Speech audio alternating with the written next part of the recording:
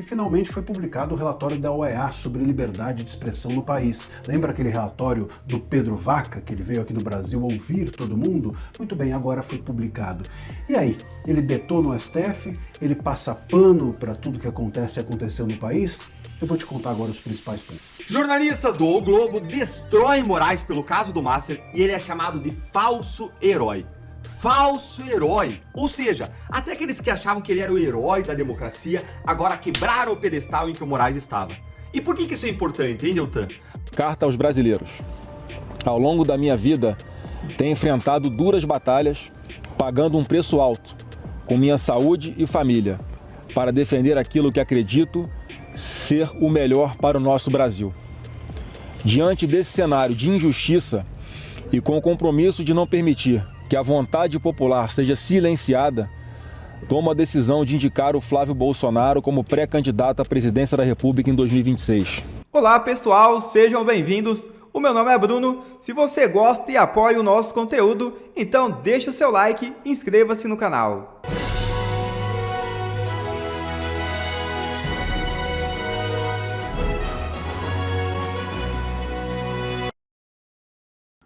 O EA cita decisões do STF e alerta para riscos à liberdade de expressão no Brasil. É isso mesmo.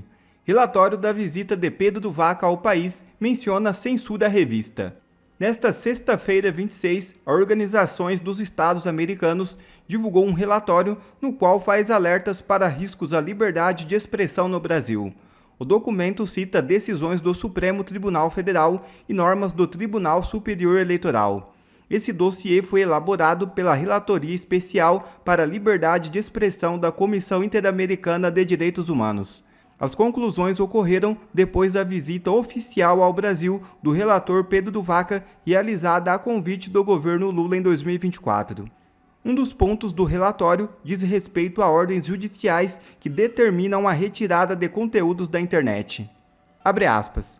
O uso do direito penal para punir expressões de interesse público é geralmente incompatível com a Convenção Americana, constituindo uma sanção desproporcional. As pessoas que ocupam cargos públicos devem tolerar um grau mais alto de crítica devido à sua posição, e as sanções penais desestimulam o debate público e geram autocensura.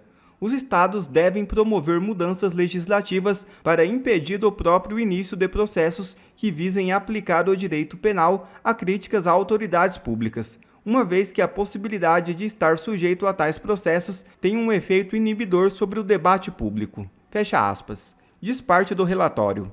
O documento analisa em especial a resolução do TSE, que estabelece regras para a remoção de conteúdos considerados sabiamente inverídicos ou gravemente descontextualizado.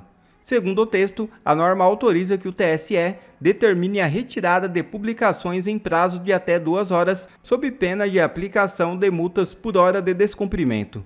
A resolução também prevê a possibilidade de remoção de conteúdos idênticos ou já considerados ilícitos e, em caso de descumprimento reiterado, admite a suspensão temporária de plataformas digitais no território nacional.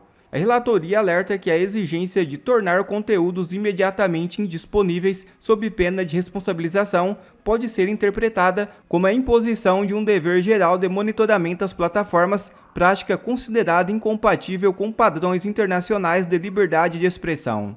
Para o EA, prazos reduzidos e sanções severas ampliam o risco de restrições desproporcionais à circulação de informações de interesse público, especialmente em períodos eleitorais. O relatório também menciona o episódio envolvendo a Cruzoé, que teve uma reportagem retirada do ar por decisão do STF em 2019. Ao final, a OEA afirma que o combate ao discurso de ódio e à desinformação deve observar critérios de proporcionalidade, legalidade e clareza. Para a relatoria, diante de opiniões desiguais, não há melhor resposta do que a justiça dos argumentos, o que exige mais e não menos debate público. Um verdadeiro tapa na cara do ministro Alexandre de Moraes, o censor do Brasil. O relatório da OEA vem em um momento em que Alexandre de Moraes sofre grande pressão da imprensa por conta do escândalo envolvendo o Banco Master, o que aumenta ainda mais a fervura contra o ministro em Brasília. E finalmente foi publicado o relatório da OEA sobre liberdade de expressão no país. Lembra aquele relatório do Pedro Vaca, que ele veio aqui no Brasil ouvir todo mundo? Muito bem, agora foi publicado. E aí? Ele detona o STF? Ele passa pano para tudo que acontece e aconteceu no país? Eu vou te contar agora os principais pontos.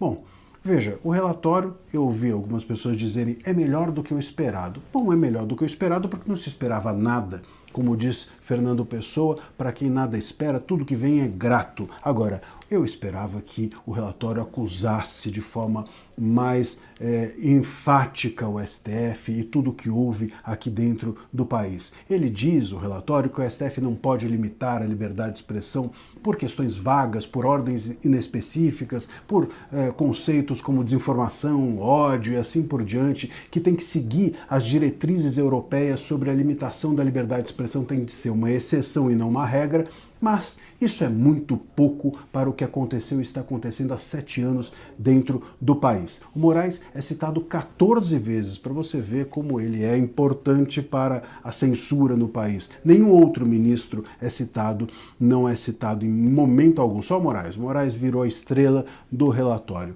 Agora, se isso aparece, se essa é a parte boa, a parte ruim é que o relatório considera que o Brasil buscou usar as redes sociais para deslegitimar as eleições de 22. Isso não aconteceu, Vaca. Ao contrário, isso não aconteceu.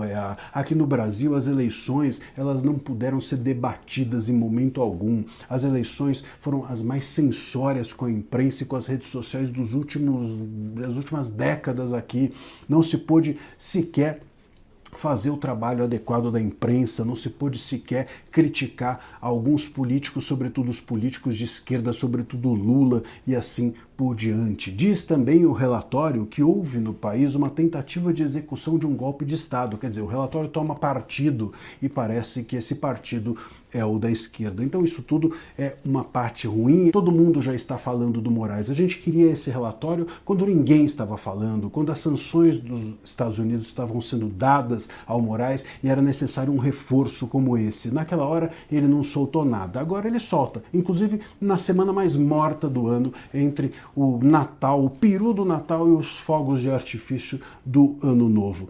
Muito esquisito, muito estranho, momento inadequado. O relatório ele poderia ser muito mais enfático, muito mais decisivo, muito mais acusatório e muito menos politizado.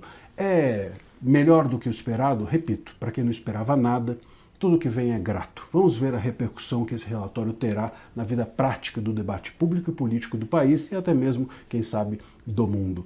Acho difícil que aconteça. Jornalistas do O Globo destroem Moraes pelo caso do Master e ele é chamado de falso herói. Falso herói. Ou seja, até aqueles que achavam que ele era o herói da democracia agora quebraram o pedestal em que o Moraes estava. E por que isso é importante, hein, Deltan? Porque o jornal O Globo, ele me parece que foi o jornal que mais apoiou o Moraes na sua luta pela democracia, mesmo enquanto ele praticava abusos e arbítrios contra os direitos fundamentais. Mas agora até isso mudou. E esse é o grande ponto que eu quero que vocês vejam aqui nesse nosso encontro com justiça. Até quem apoiava mais radicalmente o Moraes, mesmo quando ele praticava abusos, virou de lado e Moraes está agora enfraquecido. Jornalistas estão escrevendo colunas criticando o ministro. Dá uma olhadinha aqui comigo, ó. O Merval Pereira escreveu uma coluna chamada Moraes precisa provar que acusações não são verdade. A Júlia do Alibi, ela escreveu o seguinte, que ministro do Supremo não é intocável. E as colunas dela, gente, são melhores do que os comentários dela ao vivo lá na Globo News. Ela aí fala de heróis e vilões, obviamente vilanizando Alexandre de Moraes. Gente, até a Miriam Leitão criticou brevemente o Moraes nesse artigo, Código de Ética e a Democracia. O Lauro Jardim, ele já tinha também criticado o Moraes também, dizendo aí que Moraes tergiversa e não responde diretamente se conversou com Galípolo sobre o Banco Master. Mas o melhor artigo que viralizou nas redes foi este aqui escrito pela Malu Gaspar e é esse aqui que eu quero analisar com vocês, ó. A democracia não precisa de heróis. Eu vou te falar desse artigo agora, mas antes deixa eu te agradecer profundamente por você lutar comigo pela verdade e pela justiça. o seu like, o seu compartilhamento, mas mais do que isso, você está aqui nessa comunidade que luta por um Brasil melhor, significa um mundo para mim. E vamos aqui para o artigo da Malu. Deixa eu contextualizar, para quem não acompanha de perto, que a Malu Gaspar, jornalista do Globo, ela está sendo a maior porta-voz da imprensa contra as atitudes antiéticas do ministro Alexandre de Moraes. Ela expôs o contrato da esposa do Moraes com o Banco Master. Foi ela também que revelou que o Moraes tentou interferir no Banco Central para ajudar na venda do Banco Master para o Banco de Brasília. E agora, nessa nova coluna aí, ela detonou o culto e o fanatismo em torno do ministro. Como assim, Deltan? Que culto ou fanatismo? Gente, tem aí 30%, 40% da sociedade brasileira, aí, segundo pesquisas, que olham o Moraes e veem ele como o salvador da democracia, que apoiam, que veem ele como herói. Então, olha aqui como isso aqui está mudando agora nesse momento. Dá uma olhadinha. Enquanto salvava a democracia, Moraes se movimentava no coração do poder de uma forma que não é preciso código de ética para considerar imprópria. O contrato da sua mulher foi fechado em janeiro de 2024 e continuava válido em julho de 2025, quando Moraes esteve com o presidente do Banco Central. Vocês viram aí? Durante todo o processo em que Moraes estava, aspas, salvando a democracia, ou seja, até para quem realmente acha que Moraes aí estava salvando a democracia, Moraes estava fazendo a coisa errada, porque a família dele garantiu o contrato de 129 milhões de reais com o Master. Vejam aí como que o apoio a Moraes desapareceu.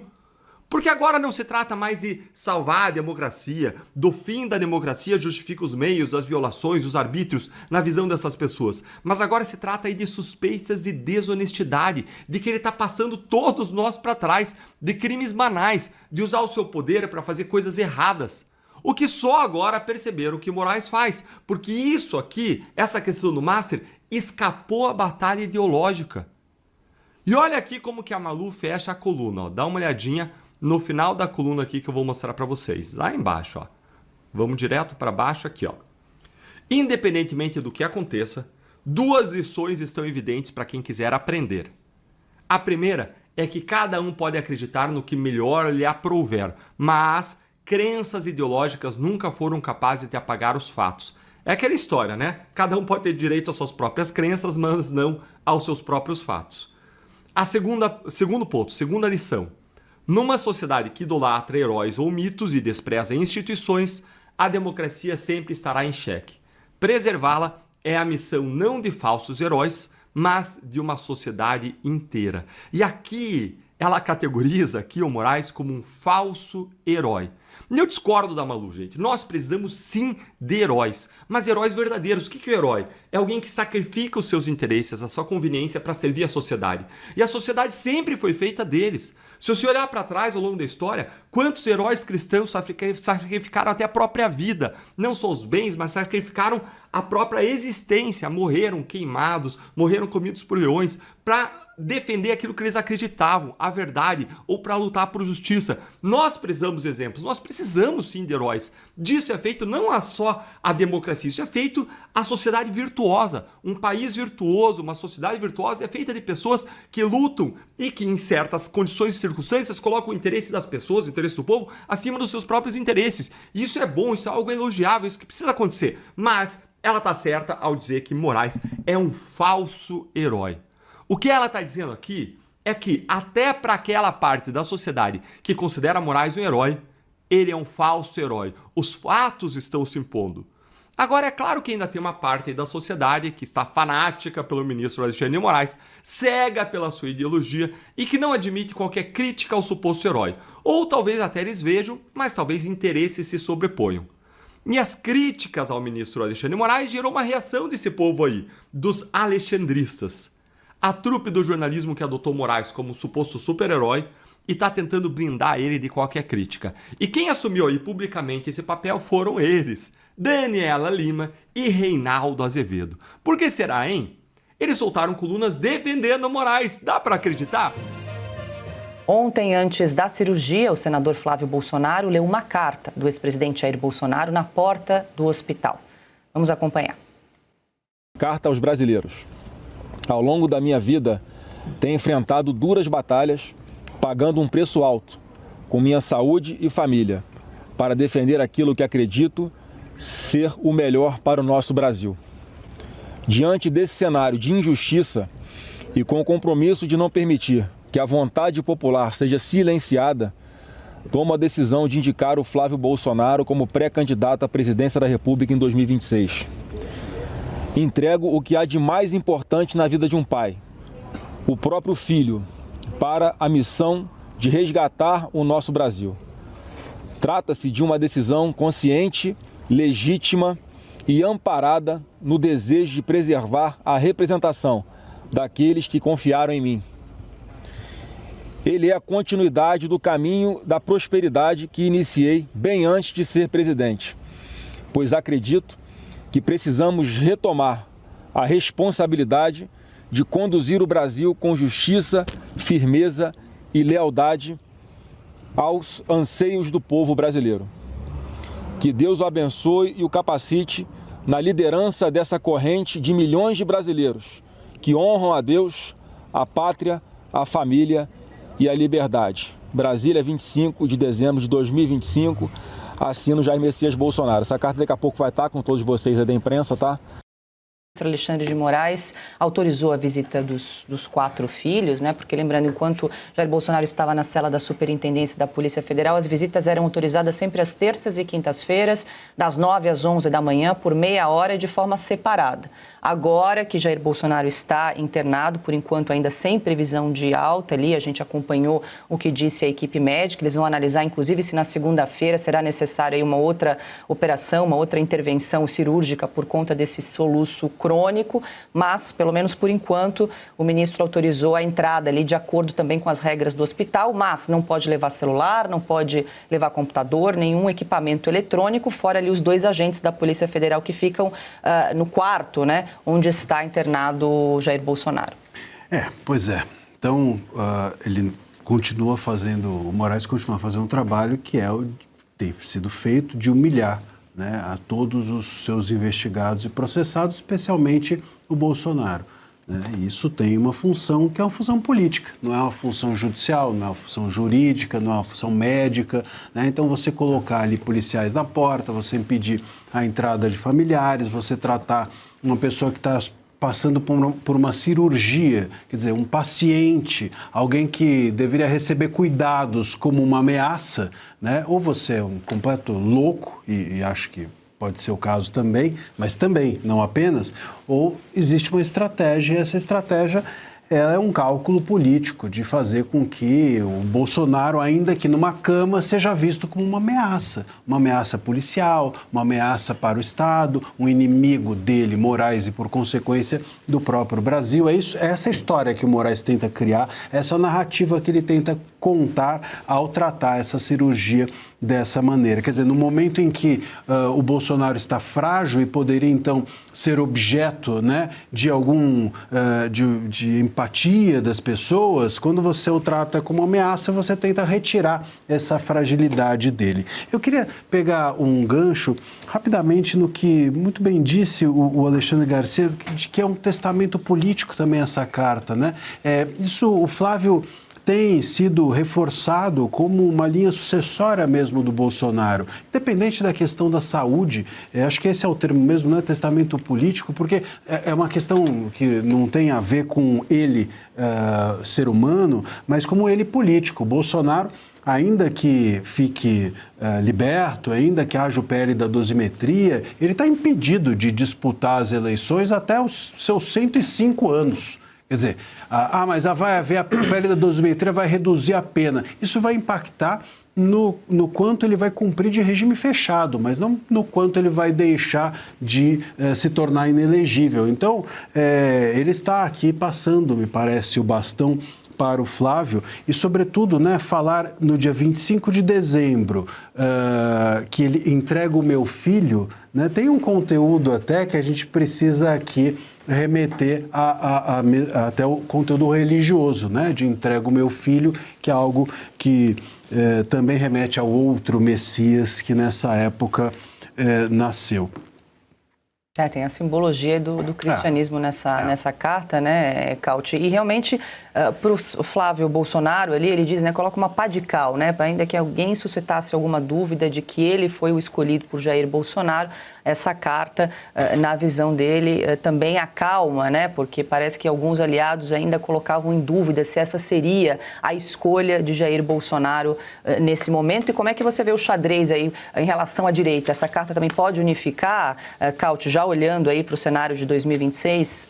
Com certeza, Paula. Bom, o fato do presidente Bolsonaro não poder não poder falar, né, não poder se expressar diretamente, não poder usar redes sociais, o que foi decretado pelo ministro Alexandre de Moraes na prisão domiciliar e depois lá na superintendência da Polícia Federal em Brasília, isso impedia que ele mostrasse ao Brasil sua vontade, né, sua indicação. Agora, com essa carta, fica claro que ele indica o seu filho, Flávio Bolsonaro, como candidato. Isso tira qualquer tipo de dúvida, esclarece qual é o candidato do Bolsonaro. Lembramos, Bolsonaro é o líder carismático da direita brasileira hoje. Nesse momento, Bolsonaro ainda concentra, no mínimo, 30% dos votos dos brasileiros. Então, o resto deve ser, claro, construído com um programa eleitoral, com uma campanha, pelo próprio candidato, mas o Bolsonaro, ele tem um pacote de votos, ele tem os votos que são cativos dele e que vai transferir para o candidato que ele indicar, que no caso agora é o Flávio Bolsonaro. Agora, as pesquisas que estão começando a aparecer, hoje saiu Paraná Pesquisas, que mostra o Flávio Bolsonaro empatado tecnicamente com Lula, demonstram que ainda é cedo, faltam ainda 4 meses para oficialmente iniciar a campanha eleitoral, mas existe sim uma força do bolsonarismo, existe uma força da direita e que é uma candidatura competitiva. Então, vamos ver como que isso vai evoluir e como a direita também vai reagir e como que ela vai trabalhar para transformar esta candidatura de competitiva em vitoriosa, eventualmente, nas eleições do ano que vem.